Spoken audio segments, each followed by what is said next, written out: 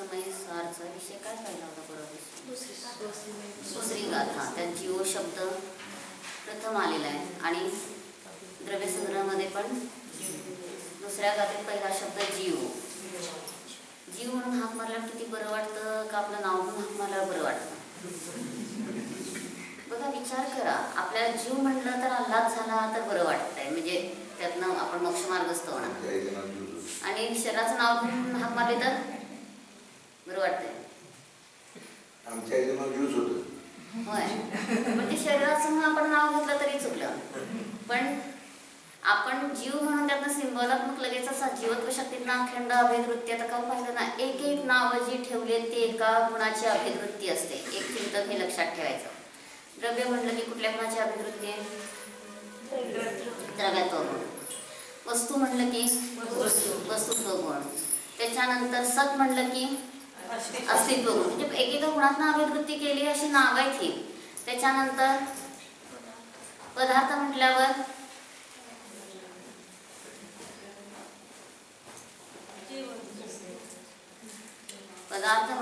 कुठल्या गुणाची अभिवृत्ती आहे? पदार्थ. द्रव्यत्व कशाला? पद म्हणून येते ते काय ते आहे की कलश. हेच पद आहे, हेच पद आहे. आपलं चैतन्य पदच पद आहे.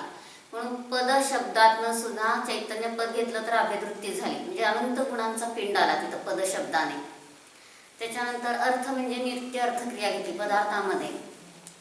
आणि अर्थ म्हणून जर अनित्य अर्थक्रिया घेतली तर काय झालं? अनित्य अर्थक्रिया घेतली तर बरोबर आहे की वस्तुत्व गुण त्यातनं काय म्हणून बदलतो म्हटलं तर द्रव्यत्व गुण पण झाला. म्हणजे जशी विवक्षा असेल तसं तिथं काय आहे घडतंय. म्हणून ह्यातनं आपल्याला लक्षात काय घ्यायचंय की पदार्थ शब्दातनं चैतन्य पद म्हणजे अनंत गुणांची अभेदवृत्ती झाली. मग आता द्रव्य क्षेत्र कालभाव घटवा. त्यामध्ये आता वस्तू, सत, द्रव्य, पदार्थ ह्याच्यामध्ये द्रव्य नावामध्ये काय घडतंय? द्रव्यच घडतंय. किती सोपं आहे ते, आता काय डोकंच चालवावं लागत नाही. नंतर आता क्षेत्रामध्ये कोण येणार? सत, वस्तू, द्रव्य, पदार्थ. क्षेत्र वस्तू हा शब्द वास्तूचा सूचन करतोय म्हणून तो क्षेत्राच्या अपेक्षेने सांगतो. त्याच्यानंतर द्रव्य क्षेत्र काल. कालाच्या अपेक्षेने कोणतं येणार? आता दोनच राहिले आता, सत आणि पदार्थ. सत आणि पदार्थामध्ये काय घटवला? पदार्थ हे काय झालं? कालापेक्षित घेतलं तर. आणि सत आहे हे घेतलं तर भाव. बोला म्हणजे लक्षात राहत आहे. द्रव्य हे द्रव्याचं सूचन करत आहे. द्रव्य हा शब्द द्रव्याचं सूचन करत आहे.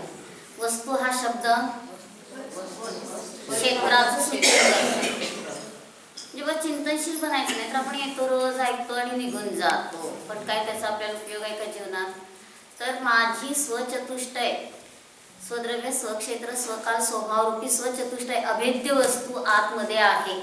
मला परद्रव्याच्या परकणाची गरजच नाही. मुलं असावी, पती असावं, सोनं असावं, दागिने असावे, काय काय काय काय किती विकल्प ह्या जीवाला आहे.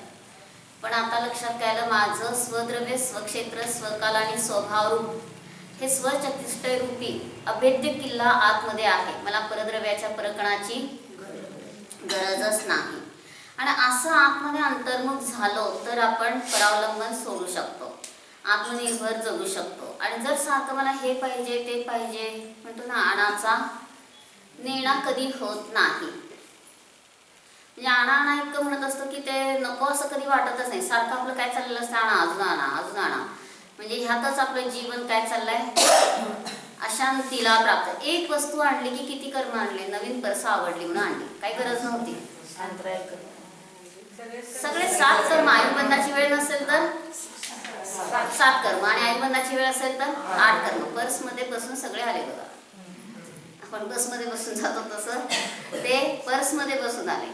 कुठली नवीन वस्तू आणा, किती आवडली म्हणून आणला तरी त्याच्यामध्ये 7 कर्माचा बंध आहे. आयुबंधाची वेळ असेल तर 8 प्रकृतींचा बंध सतत ह्या जीवाला चालू आहे आणि त्यामुळेच तो काय होतो, अनंत दुःखाला प्राप्त होतो.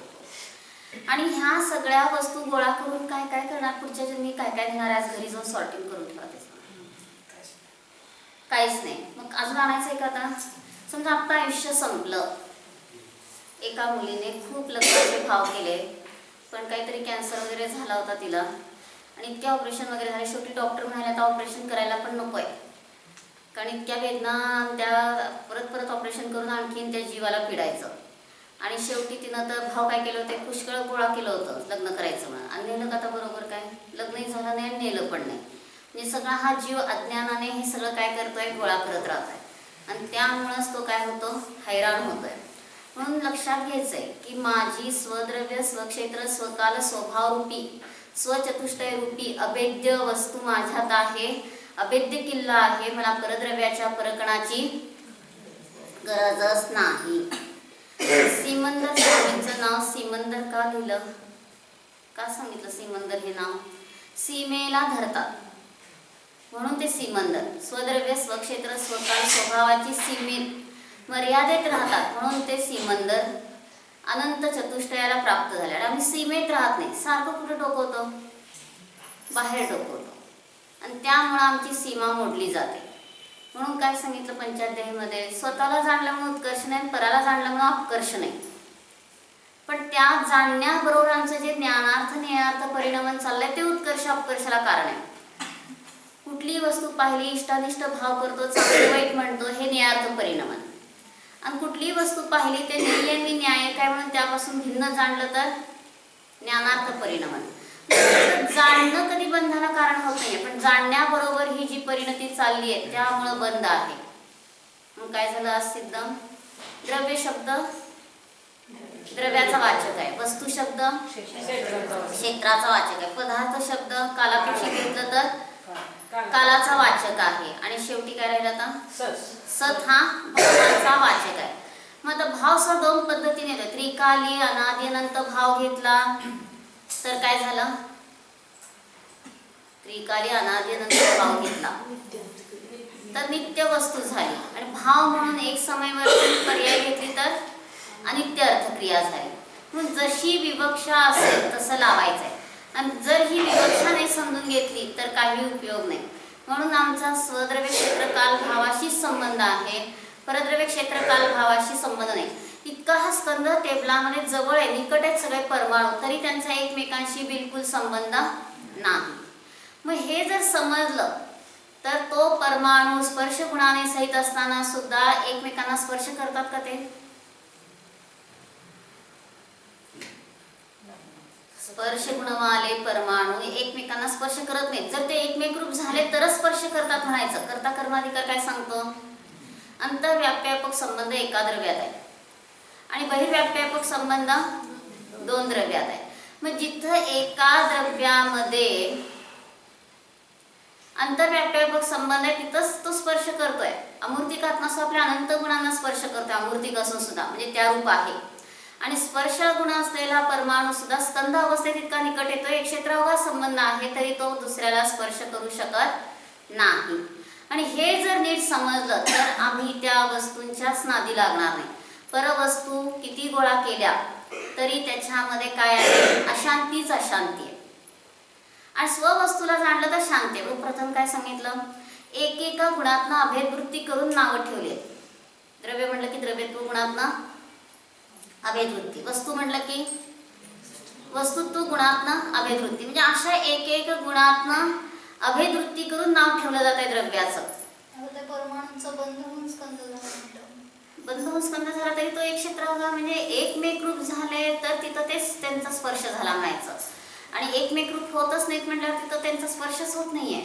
लाडू इतका अगदी घट्ट बांधून काढलाय, कडक झालाय, दात मोडतील पण लाडू तुटणार नाही, इतके जवळ निकट आलेले आहेत तरी ते एकमेकांना स्पर्श करत नाही. स्पर्श केव्हा होतो? यातले गुण त्यातले गुण ह्यात आले असं एकमेकांमध्ये जर त्यांचं काय झालं, देणं घेणं झालं तर तिथं म्हणायचं स्पर्श केला. ते फक्त एकत्र आहेत, परंतु त्यांच्यामध्ये प्रत्येकामध्ये काय आहे, अगुलगू गुण आहे. साई द्रव्यात अगुलगू गुण आहे. आणि काय सांगितलं पंचास्ती काय नाही, प्रवेशिकेत सांगितलं एक द्रव्य दुसऱ्या द्रव्य रूप होत नाही, एक गुण दुसऱ्या गुण रूप होत नाही, एक पर्याय दुसऱ्या पर्याय रूप होत नाही, एका प्रतिच्छेद दुसऱ्या विभाग प्रतिच्छेद रूप होत नाही. हे आपण नंतर सांगितलं. तिथं द्रव्य गुण पर्यायावर भेटवलाय. आणि फक्त पंचास्ती काय नाही, एकच शब्द ठेवलाय, स्वरूप प्रतिष्ठानत्व लक्षण. 30-31 काय गाथ आहे बघा आता तिथं त्या दरम्यान. मग स्वरूप प्रतिष्ठानत्व लक्षण यांनी काय सांगितलं, आपल्या स्वरूपाने राहतात ते परस्वरूपाचे होत नाही. मग असं आपापल्या स्वरूपाने राहणं हेच अस्पर्श स्वभाव सांगायचा. म्हणजे दुसऱ्या रूप झालं असतं तर तिथं स्पर्श करू शकलो असतो, पण दुसऱ्या रूप होत नाही म्हणून स्पर्शच करत नाही, स्पर्श गुणयुक्त सुद्धा करत नाही. मग तिथं हा अमूर्तिकर्म ह्या शरीराच्या भोगातला आनंद मिळवायला निघालाय. काय मिळतं का त्यातनं, काय म्हणतो ते, दुसऱ्याच्या लग्नात जाऊन नाचतो बेगाने शादी में अब्दुल्ला दिवाला. किती नाचलं तरी ती वधू नववधू काही मिळत नाही. तसं आम्ही किती म्हणतो 5 इंद्रियांच्या भोगातला आनंद मिळतोय तरी मिळत नाही. आणि किती आपल्याला पाहायला मिळतंय. आता उत्तम काय, संयम. कुठल्या गुणाची पर्याय आहे, संयम. सम्यक रीतीने यमुपरोधे. यमुपरोधे म्हणजे खरं उपयोग स्वभावात राहिल्यावर आपल्याला बाहेरची रुची राहिली नाही, म्हणून मुख्य रूपाने ज्ञानाच्या अपेक्षेने वर्णन करायचं. आणि गौण रूपाने मग चारित्राचा संयम, म्हणजे आता बाहेरचं काही खाल्लं नाही पिलं नाही हे अगदी स्थूल रूपाने, पण उपयोग स्वतःमध्ये लागला तो उपयोगाच्या अपेक्षेने घेतला तर संयम म्हणजे ज्ञान पर्याय. आणि नियममध्ये पण, नियमसारमध्ये पण त्यांनी दुसऱ्या गाथेत असं घेतलं की जे नियमाने करण्यायोग्य कार्य ते नियम वगैरे, म्हणजे ज्ञानाची परिणिती सामान्य नियमाने करण्यायोग्य. चारित्राचं कसं आहे, ज्ञानाची रुची आत वाढली तर बाहेरचं चारित्र सुधारत आहे. रोज ऐकतो पांढरी साडी नेसायचं, दशलक्षणमध्ये सुद्धा अजून पानफुलच आहे साडीवर, अजून लाल वगैरे हिरवे पिवळे निळे काय सगळे डार्क आहे. म्हणजे अजून आपला काय चाललंय, वैराग्य वाढेना. का वाढेना तर आत ज्ञानाचं वेदन करेना, त्यामुळं हे सगळं चाललंय. आणि ज्ञानाने ज्ञानाचं वेदन केलं तर ही सगळी काय झाली, बाहेरची रुची संपली. म्हणून ह्यातनं उत्तम शब्द विषयाचा वाचक घेतला, अभेदवृत्ती. आणि संयमच्या ज्ञान गुणाच्या मुख्यतेने घेतलं तर ज्ञानवान म्हणून अभेदवृत्ती. वानपण म्हणणं हे 2 द्रव्याचा संबंध दाखवतो, वतू प्रत्यय. पण मयट प्रत्यय काय करतो, ज्ञानमय म्हणलं की तद्रुपता दाखवतो. मग ज्ञान गुणातनं अभेदवृत्ती केली. आणि चारित्र जर घेतलं गौण रूपाने तर चारित्र गुणातनं अभेदवृत्ती केली. मग संयम कुठं आहे, स्वभावात राहिलो तर संयम सगळा. स्वभावात राहिलो नाही, सगळे करतात म्हणून 5 उपवास केले, 10 उपवास केले, 16 उपवास केले, परंतु हा मी चिदानंद जाणीवच केली नाही, सम्यक दर्शन प्राप्त केलं नाही तर खऱ्या अर्थाने तो धर्म झाला नाही. मग सगळं देखादेखी चाललंय. आणि बघ असं देखादेखी केल्यावर आत्मज्ञान नसेल तर काय झालं, मग सोलापुरात एकाने अष्टाधिकाचेच होते 8 उपवास केले आणि सगळं देखादेखीच असलं त्यांचं, त्यांना काय तत्वज्ञान फारसं माहीत नसेल. आणि सुटलं आपलं काय ते 8 दिवसाचे उपवास, की इतकं पुरणपोळी हरभऱ्याची होते खाल्ली आणि त्यातच स्वर्गवास झाला.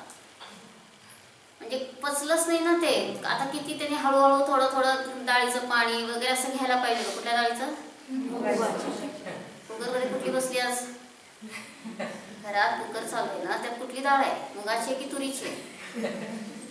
बघा सगळेजण तुरीची वापरतात. आणि मग झालं सारखं घरामध्ये चिडचिड होते, एकमेकांशी भांडत बसतात. तुरीच्या डाळीमध्ये इतकी गुणधर्म नाही आहेत, पित्त वाढवण्याचे वगैरे गुणधर्म आहेत, गुणवत्तेचे गुणधर्म नाही आहेत. मग आपण ती घरात वापरत नाही मुगाची, आणि जे नको आहे ते वापरतो. मग झालं ते मुगाचं पाणी वगैरे असं क्रमाक्रमाने थोडं थोडं घेतलं असतं तर काही त्रास झाला नसता. पण एकदम पुरणपोळी आता 8 उपवास केलं काय होईल, अगदी भरपेट म्हटल्यानंतर सगळं शरीरच कोलमडलं. मग हे का झालं तर मी अंशन स्वभावी आहे. अंशन म्हणजे खाणं, अंशन म्हणजे न खाणं. हा स्वभाव जाणला नाही म्हणून ही दुर्दशा झाली. आणि हा स्वभाव जाणला असता तर ही दुर्दशा झाली नसती. म्हणून प्रत्येक क्षणी आपण कसं जगायचं, मी न्यायक आहे, न्यायक आहे, न्यायक आहे असं आतमध्ये स्वतःचं अशन, स्वतःच्या स्वभावाचं वेदन हेच आपलं खाणं आहे खरं. आणि बाहेरच्या पदार्थाची आम्हाला रुचीच नको. बघा कुठलं पण काही पण खातो, जे थोडंसं जरी गवार खाल्ली की लगेच म्हणतो पाठ दुखाली, मान दुखाली, काहीतरी सगळं शरीरामध्ये वात वाढला. वाताचं स्थान कुठं सांगितलंय, खाली कमरेपासून. पित्ताचं मध्ये आणि कफाचं वर डोक्याकडं आणि वाताला पित्ताला पाय नसतात. वात तर पळवतो ना, पित्ताला पाय नसतात आणि तो वात पित्तामध्ये मिसळतो आणि मग तो जिकडं फिरवल तिकडं मग वेदना सुरू झाल्या. म्हणून कसं आहे की कंट्रोल जर जिभेवर नसला तर हे सगळं दोष घडतात. आणि शिंबी धान्यात काय म्हणणं आयुर्वेदामध्ये, शिंबी म्हणजे ज्याचे 2 तुकडे, मग सगळंच घेवडं काय काय असे 2-2 होतात ते बघा, शेंगादाणे भरपूर खातो. भूक लागल्यावर डिश भरून शेंगादाणे खायचे किंवा द्यायचं घरात सगळ्यांना. जेवायच्या वेळेस शेंगादाणे खाल्ल्यावर काय होईल? पित्त, तीव्र पित्त वाढतं शेंगादाण्यातनं. म्हणजे हे सगळं आपण असं कंट्रोल ठेवत नाही आणि नंतर काय करतो, फक्त त्रास होतो म्हणून हैराण होतो. मग कंट्रोल जर ठेवला तर काहीच त्रास होणार नाही. कशावरून निघालं हे? संयम. म्हणजेच आम्ही अशन म्हणजे खाणं आणि अशन म्हणजे न खाणे स्वभावाचे आहोत. आम्ही जाणणारे आहोत आणि जानन परिणती झाली तर खाण्याची रुची नाही. काय म्हणतात खूप जण, संध्याकाळी मक्याचा चिवडा खाल्ला, वा वा, म्हणजे काय झालं आता सगळं शरीर असं रोटली भाकरी खाऊ वाटत नाही. रोज एक काहीतरी करायचं, वडे करायचे एक दिवस मक्याचा चिवडा करायचा एक दिवस, अजून काय उपीट पोहे तर बघितलं तरी पित्त वाढलं तर त्याचं गुणधर्म कळाला म्हणायचं. म्हणजे आपल्याला तसं चटक मटक खाऊ वाटतंय, मग नंतर डोकं दुखतंय, काय तर होतंय, उलटी होते आणि मग नंतर हैराण होतो. म्हणून 4-5च्या जेवणाला तर अगदी साधं सांगितलंय, भाजी रोटली डाळ काय असेल असं, आणि असं चटक मटक खाल्लं की तिथं काय झालं, शरीरामध्ये पित्ताचं प्रमाण वाढलं. आणि सगळ्यांना हौस काय असते, रोज एक काहीतरी वेगवेगळं करून घ्यायचं. म्हणजे ही जिभेची फक्त लालसा झाली. म्हणून त्या जैन बोधकच्या कार्टूनमध्ये काय होतं, 2.5 इंचाची जीभ पूर्ण त्या 6 फुटी मनुष्याला त्यांनी गुंडाळून ते कार्टून काढलं होतं. म्हणजे विकृत चित्र आहे. म्हणजे 2.5 इंचाची जीभ 6 फुटी माणसाला गिळते, म्हणजे 56 प्रकार खाणारा 56 दिवसात मरतो. बघा प्रयोग करून की जितकं साधं आहे तितकं शांती आहे, भरपूर ध्यान स्वाध्याय झाला. आणि जितकं काय असलं खाल्लं चटक मटक की इतकं जळजळू लागलं की मग तिथं काय म्हणतो की आज काय बेचैन होत आहे, ध्यानाला बसलं तरी बेचैन होत आहे, सगळ्यातच होत आहे. मग अशा पद्धतीने काय चाललंय, ही सगळी आमची विकृती चालली आहे. म्हणून स्वभावाला जाणलं तर ही सगळी दुर्दशा संपते, आणि स्वभावाला जाणलं नाही तर प्रत्येक क्षणी काय चालली आहे, दुर्दशा. म्हणून उत्तम संयम धर्म काय सांगतो, स्वभावाला जाण. मग काय काय करायचं आता चिंतन, मोक्षाला जाईपर्यंत मी ब्रह्मचारीच राहणार. ब्रह्मचारी म्हणजे अतिंद्रिय आनंदातच राहणार, आत्मध्यानच करणार, अजून दानास पात्र राहणार, आणि 4 मुनी होणार. म्हणजे हे जर भावना असेल तर जसं चिंतन तशी पर्याय. बघ कुठेही काय करतो, एखादी गोष्ट दीक्षा घ्यायची असं 3 वेळा त्या शिष्याने काय करायचं, याचना केल्यावर गुरु लक्ष देतात त्याच्याकडे. म्हणजे 3 वेळाच का, तसं आता आपल्याला विभाव करायचे नाही आहे, स्वभावातच राहायचं आहे. मग सारखी भावना काय करायची आहे, मी स्वभावाचा अतिंद्रिय आनंदच भोगणार, ते सोडून ह्या संसारातलं मला काहीच नको. अनादिकालापासून खूप मी ह्या भोगासाठी वेळ दिलाय, पण काही जमेची बाजू आहे का? 1 मिलीग्रॅम तरी आनंद आपल्याकडं साचलाय किंवा आहे असं अनादिकालच्या इतक्या भोगापासून मिळालाय असं आहे का? उलट इतकं भोगे रोग भयम, भोगामध्ये उलट काय चाललंय, रोगाचं भय. जितकं भोगतो तितकं रोग. सगळ्यांनी माहिती ना काल नरकाचं दृश्य, काल संध्याकाळी नरकाचं दृश्य दाखवलेलं बघितलं ना, काय काय भाव झाले. प्रत्येकाने आपलं चिंतन सांगा. हे परद्रव्याच्या परिणतीचं फळ आहे. मला अजिबात आता बाहेर जायचंच नाही, स्वभावातच राहायचंय. इतकं पेटून उठायला पाहिजे की नकोच हे दुःख, एक श्वास भोगासाठी देतो तर त्याची इतकी दुर्दशा आहे. कुणाची सांगितली कथा ती, ब्रह्मदत्त चक्रवर्ती मरताना कुरुमती म्हणून पट्टराणीचं नाव घेत मेला. ती 6व्या नरकात आहे, हा 7व्या नरकात. तिथंही म्हणतो कुरुमती. कुठली कुरुमती आणायची तर हा काय तुझं ते का 7व्यात ना 6व्यात. आणि 7व्याचं दुःख इतकं आहे की त्या पट्टराणीच्या वियोगाचं दुःख इतकं नाही, पण त्याला काय वाटतंय, वियोगाचं दुःख आहे. मग त्याचं त्यांनी गणित काय काढलं चतुर्गती भागाभागमध्ये की 700 वर्षाचे आयुष्याचे श्वासोश्वास केले आणि एका श्वासाला 11,56,925 पल्य, आणि त्यांनी 700 वर्षाचे केले. लग्न झाल्यापासूनचे केले तर आणखीन जास्त शिक्षा मिळेल की नाही? समजा आता 20-25व्या वर्षी कधी लग्न झालं असेल त्यांचं, तिथून पुढं भोगाची रुची, मग त्या वेळेसपासून जर काढलं तर अजून कितीतरी पल्य वाढले. हे संपूर्ण लहानपणापासून घेतले श्वासोश्वास, म्हणून काय झालं, एका श्वासाला 11,56,925 पल्य, म्हणजे त्या 33 सागराचं असं वर्गीकरण केलं कर्णानुयोगाचं गणित करून. आणि एवढी मोठी शिक्षा. मग आपल्याला तर किती, आपले सगळे श्वास दिवसभरातले भोगासाठीच चालले, त्याची किती रुची आहे? तेवढं आपणीची रुची आहे का? ध्यानाला बसल्यावर अगदी रुचीने आता मला ध्यान सोडवतच नाही, मी स्वभावातच राहायला पाहिजे, असं जर वाटलं तर आपलं जीवन सफल आहे. आणि जर आम्हाला ध्यानाची रुचीच लागली नाही तर आम्ही काय करतोय, सगळे विभाव दंडफंद करतो आणि दुःखाला प्राप्त होतो. म्हणून जीवनात दुःख नको असेल, शांती हवी असेल तर प्रत्येक क्षणी मी न्याय करते, भगवानात नाही. मला परद्रव्याच्या परकणाची गरजच नाही. इतकी आतमध्ये रुची झाली तर आपलं जीवन सफल आहे. आणि ही आतली रुची झाली नाही तर आपलं जीवन काय चाललंय, मग खायचं प्यायचं मजा करायचं आणि ह्या सगळ्या काय आहे, दुनियेचे नवरंग बघण्यामध्येच आम्ही अडकलो तर सगळंच चाललंय. मग बघा, भोगाची रुची असताना तरी मग त्या भोगासाठी विवाह केला, सगळं केलं, पण घरातलं काम करताना काय म्हणतो, नको काम, फक्त पाहिजे. मग विसंवाद कुठं होतो, तेवढ्यावर. मग काय, तू राणी मी राणी, कोण भरणार घरचं पाणी? आता काय, दोन जावा एकमेकींना काय म्हणतायत, तू पण राणी मी पण राणी, आता पाणी कोण भरायचं? मग म्हणजे सगळंच काय झालं, विसंवाद. म्हणजे भोगासाठी हे करतोय, तिथं पण विसंवाद. पती पत्नी एकत्र आल्यावर असं विसंवाद होतो की होत नाही? इतका होतो की दोघांनी मौन घेतलं एकमेकांशी. पण तरी तिला माहित होतं आधी की उद्या सकाळी 5 वाजता त्यांना मुंबईला जायचंय, आणि तिनं काय केलं, मौन घेतलंय ना. आता मौन म्हणजे आपलं ज्ञानेन मौनम भवती असं नाही आहे. तर तिनं एका चिठ्ठीवर लिहिलं 5 वाजले तुटा, आणि ती चिठ्ठी त्यांच्याजवळ ठेवली, आणि ते उठले 7 वाजता. आणि ते चिडल्या तर ते मौन बिन सगळं विसरून गेलं. आणि तुला माहित होतं ना मला जायचंय, का उठवलं नाही? ती नुसती काय करते, त्या चिठ्ठीकडे संकेत करते. बघा, पण उघडून वाचलं तर काय लिहिलं होतं, 5 वाजले तुटा. आता कसं उठणार त्या चिठ्ठीने? म्हणजे बघा, विसंवादाचं फळ काय मिळालं, गाडीच चुकली. अगदी महत्वाचं काम होतं ते पण संपलं.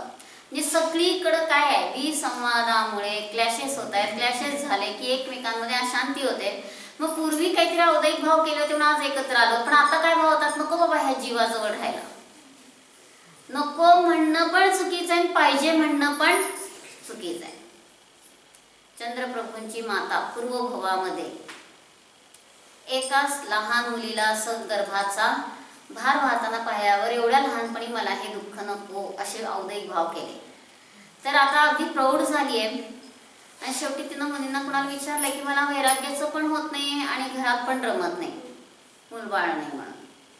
त्यांनी सांगितलं की तुम्ही असे पूर्वी काय भाव केले त्याचं हे फळ भोगताय आणि तुम्हाला वैराग्य का होत नाही, तर आता चंद्रप्रभूंचा जन्म होणार आहे. आता प्रभू म्हणायचं नाही, तर त्या बालकाचा जन्म होणार आहे म्हणून तुम्हाला वैराग्य होत नाही, आणि लवकर नको हे भाव केले म्हणून लवकर होत नाही. सगळं तुमच्याच औदैक भावाचं फळ मिळालं.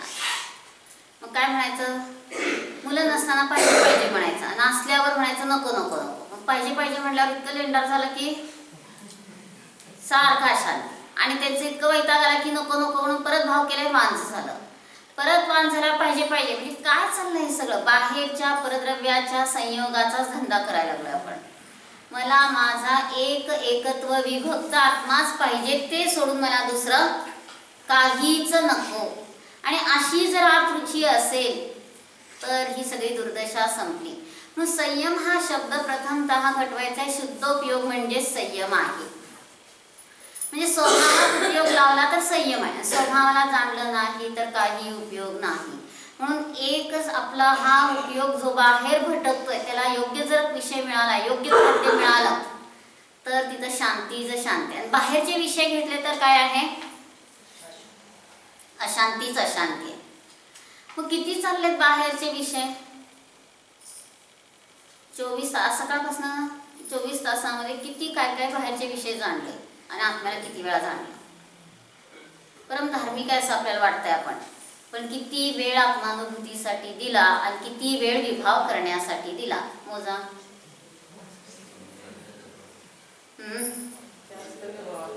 मंदिरात पण आपल्या आत्म्याला जाणलं तर तेवढा आपल्याला स्वतःला दिला. मंदिरात बसलो पण सारखं विधानाकडे लक्ष आहे, शुभभावच केले, मधून मधून अशुभाव झाले, पण हा मी चिदानंद जाणीव झाली नाही तर उपयोग कुठे गेला? बाहेरच गेला. म्हणून स्वतःची जाणीव झाली तरच आम्हाला शांती आहे, आणि स्वतःची जाणीव झाली नाही तर आम्हाला बिलकुल शांती नाही. म्हणून एक स्वभावाचं वेदन केलं तर आमचं जीवन सफल आहे, आणि स्वभावाचं वेदन केलं नाही तर सफल नाही आहे. मुनींचं सुद्धा 6व्या-7व्या गुणस्थानामध्ये झुलताना जेवढा काळ त्यांचा 7व्या त्याचा डबल विकल्पात जातो, म्हणजे पूर्वीचे केलेले संस्कार, त्यामुळं अनुभूतीसाठी जेवढा क्षण दिला त्याच्या डबल विकल्पात का जातो? तर ही विकृतीची रुची. मुनी अवस्थेत सुद्धा असं चाललंय. मग आपलं तर काय, एक क्षणभर आत्म्याला जाणणं, परत बाहेरच भटकतोय. आणि ह्या भटकण्यामुळंच परत परत काय होतात? विवाहाचे संस्कार होतात. आणि विवाह जर आपल्याला केलं, वाईट वाटलं नाही तर परत आणखीन आपली काय खैर नाही. म्हणून यदि विवाह गैर नाही लगता तो समजो अभी खैर नाही. विवाह केलं हे चुकलं असं जर वाटत नसेल तर खैर नाही म्हणतात. म्हणून जे विवाह चाललेले आहेत, विवाह विरुद्ध भाव, जसा स्वभाव नाही तसं जाणतंय. कधी एकदम कुणाशी मोह होतो, कधी अनुराग होतो, एकदम द्वेष होतो. हे सगळे भाव क्षणिक आहेत. असंख्यात लोक प्रमाण, असंख्यात लोक म्हणजे असंख्यात गुणिले असंख्यात, इतकी व्हरायटी आहे त्या विभावामध्ये, आणि ते सगळं करून करून बघितलं तरी शांती मिळाली नाही. आता एक फक्त स्वभावाला जाणलं तर महान शांतीला काय होतो? प्राप्त होतो. म्हणून ही आतली शांती जर वेदन करू लागलो तर खरा संयम धर्म प्रगट झाला. आणि जर ही शांती जर जाणली नाही तर अशांतीच अशांती आहे. मग जसं स्पर्शावर घटवला तर प्रकाशावर घटवा. सूर्य उगवला आणि फरशी प्रकाशित झाली का? विचार करा. सूर्य उगवलाय, त्याच्या किरणाचं निमित्त घेऊन फरशी प्रकाशित झाली की स्वतः प्रकाशित झाली? स्वतः प्रकाशित झाली. म्हणजे उपादान तीच आहे, सूर्य निमित्त मात्र आहे. सूर्याने फरशी प्रकाशित केली म्हटलं तर कुठला नाही आहे? नया भास आहे. म्हणून स्वतःच्या योग्यतेने तो स्कंद प्रकाशित झालेला आहे. सूर्याने केलं असं नाही. एक द्रव्य दुसऱ्या द्रव्याचं काही करत नाही. मग तसं आमच्या विभावांची जी परिणती चालली आहे, मग कुणीतरी असं म्हटलं म्हणून माझे भाव बिघडले असं आपण लगेच दुसऱ्यावर खापर फोडतो. पण वास्तविक पाहता मीच तसं केलेलं आहे, माझ्याच परिणतीचं फळ बघतो, हे जर लक्षात आलं तर दुसऱ्यावर खापर फोडणार नाही. म्हणून प्रत्येक क्षणी आपण काय म्हणतो? दुसऱ्याने असं केलं तसं केलं, किती सारखं चाललेलं असं दिवसभर, तुमच्यामुळे दुःख झालं, तुमच्यामुळे अशांती झाली. पण वास्तविक पाहता माझीच अशी चुकीची परिणती झाली, त्याचा हा संयोग मिळालाय. म्हणून आतमध्ये प्रतिक्रमण केलं, स्वभावात राहिलो तर ह्या संयोगाची रुची संपली. संयोग तोडायचे की संयोगी भाव तोडायचे? दोन्ही पण नाही. फक्त स्वभावात राहिलो की संयोग संयोगी भाव सुटले. आणि संयोग संयोगी भाव तोडायचं म्हणलं, अंधार दूर करायचं म्हणलं, अंधार दूर होतो का?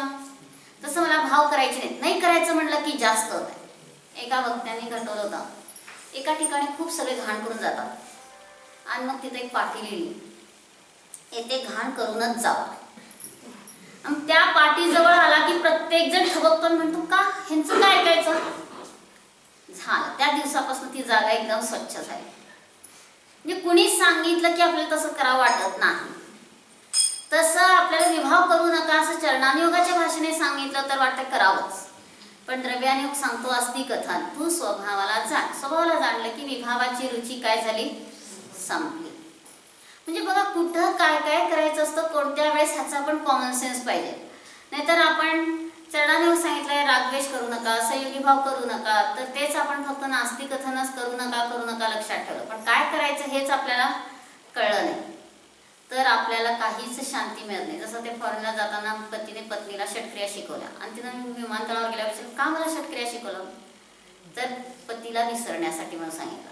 आणि ती प्रतिक्रिया कायम करताना म्हणते पतीला विसरण्यासाठी पूजा करायची, पतीला विसरण्यासाठी स्वाध्याय करायचं, दान द्यायचं. असं म्हटल्यावर पतीला विसरली का ती? उलट प्रत्येक ह्याच्यात काय झालं, पतीच आठवणीत आला.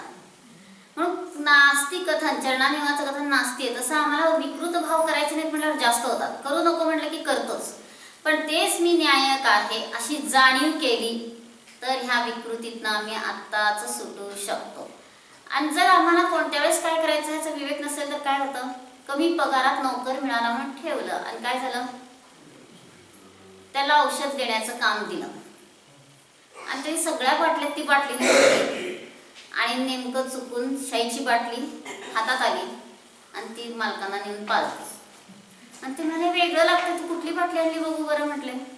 आणून दाखवलं प्रामाणिकपणे. ते म्हणाले अरे शाई आहे, औषध नाही आहे, तू कुठं काय देतोयस. बरं साहेब आता एवढं टिप कागद खावा म्हणजे ते टिपलं जाईल. इतका राग आला त्या नोकराचा की काय तरी करतोय हा, म्हणजे जे करायला पाहिजे ते कमी पगारात ठेवलंय पण त्याला कोणत्या वेळेस काय करायचं काहीच विवेक नाही. आणि परत एके दिवशी पत्र टाकून ये म्हटलं की काय केलं, पोस्ट ऑफिस कसं आहे विचार.